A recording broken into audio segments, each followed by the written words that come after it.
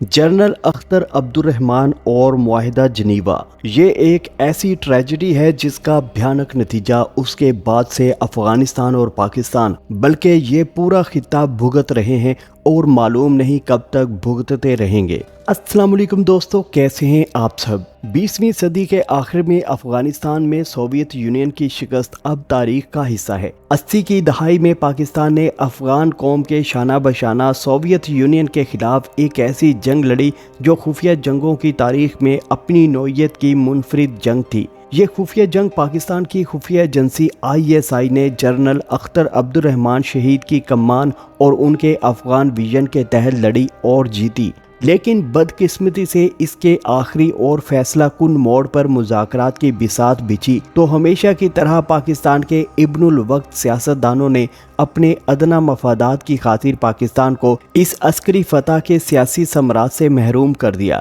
یہ ایک ایسی ٹریجڈی ہے جس کا بھیانک نتیجہ اس کے بعد سے افغانستان اور پاکستان بلکہ یہ پورا خطہ بھگت رہے ہیں اور معلوم نہیں کب تک بھگتتے رہیں گے۔ یہ ٹریجڈی اس وقت شروع ہوتی ہے جب 1985 کے اوائل میں ہی واشنگٹن انتظامیہ نے افغانستان میں جنگ کے بعد کے سیاسی نقشہ پر کام شروع کر دیا تھا، اور اس سلسلہ میں امریکی سیکرٹری خارجہ نے کریملن، کابل اور اسلام آباد سے باضابطہ رابطوں کا آغاز کر دیا تھا۔ ابتدائی طور پر واشنگٹن انتظامیہ کی تجویز یہ تھی کہ روسی فوجیوں کی واپسی کے بعد افغانستان میں ایک ایسی وسیع البنیاد عبوری حکومت قائم کی جائے جس میں جہادی تنظیموں اور PDA کے علاوہ جلا وطن سیاستدان بھی شامل ہوں۔ سابق افغان حکمران ظاہر شاہ کا نام پہلی بار اس مرحلے میں سامنے آیا تھا، جو ان دنوں روم میں جلا وطنی کی زندگی گزار رہے تھے۔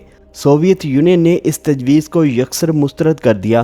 وہ بضد تھا کہ روسی فوجیوں کی واپسی کے بعد بھی کابل میں اسی کی حامی حکومت رہے گی اور صدارت کے علاوہ فوج کی کمان بھی اسی کے پاس ہوگی۔ پاکستان میں سیاسی طور پر اس مسئلہ پر کوئی اتفاق رائے نہیں ہو رہا تھا، تاہم وزیر خارجہ صاحبزادہ یعقوب علی خان امریکہ کی مجوزہ وسیع البنیاد حکومت کی طرف مائل تھے، بلکہ اس پر بھی قائل ہو چکے تھے کہ اس میں ظاہر شاہ کا کردار سود مند ہوگا۔ لیکن جنرل اختر عبدالرحمان کو صاحبزادہ یعقوب علی خان کی رائے سے قطعاً اتفاق نہ تھا۔ ان کی رائے یہ تھی کہ سوویت یونین کے انخلاء کے بعد ایک ایسی عبوری حکومت پاکستان کے مفاد میں ہو جس میں سوویت یونین کے خلاف جنگ آزما افغان تنظیموں کی نمائندگی دوسرے گروپوں سے زیادہ اور فیصلہ کن اہمیت کی حامل ہو۔ اس صورت میں نہ صرف یہ کہ نئی افغان حکومت مستحکم ہوگی بلکہ اس خطہ میں عالمی امن کی ضامن بھی ہوگی۔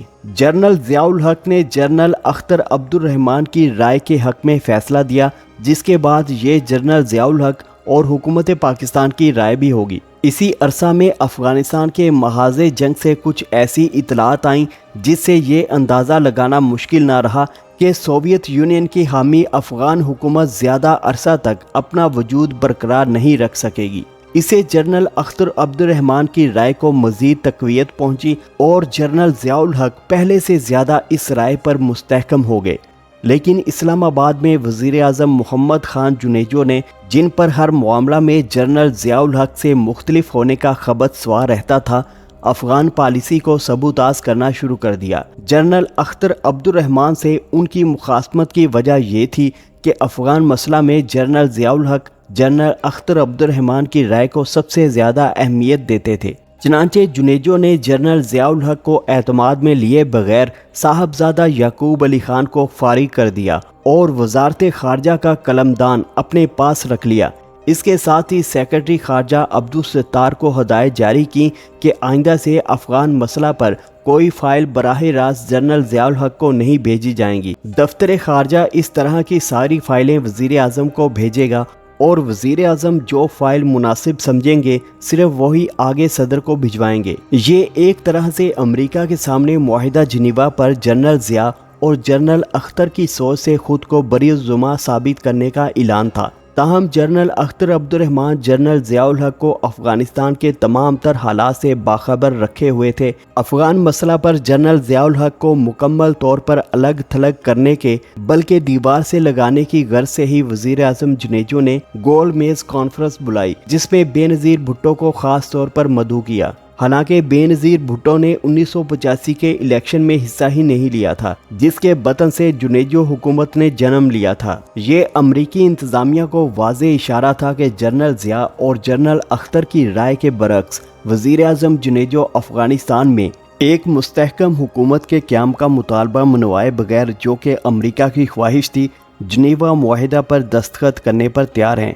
जनरल ज़ियाउल हक ने इस्लाह अहवाल की आखिरी कोशिश के तौर पर एक मीटिंग तलब की, जिसमें वज़ीर आज़म जुनेजो, वज़ीर मुमलिकत बराए अमूर ख़ारजा ज़ैन नूरानी और कुछ दूसरे वज़रा भी मौजूद थे। मीटिंग में उन्होंने गज़बनाक लहजा में ज़ैन नूरानी की तरफ उंगली उठाकर कहा कि अगर आपकी हुकूमत ने अफ़गानिस्तान में मुस्तहकम अबूरी हुकूमत का मुतालबा मनवाए बगैर उजलत में जुनेवा मुआहिदा पर दस्तखत कर दिए तो लोग आपकी बोटियां नोच लेंगे। ताहम ये सारी कोशिशें अकारत गईं और जुनेजो हुकूमत ने मुआहिदा जुनेवा पर दस्तखत कर दिए, जो दर हकीकत अफ़गानिस्तान में खाना जंगी का परवाना था।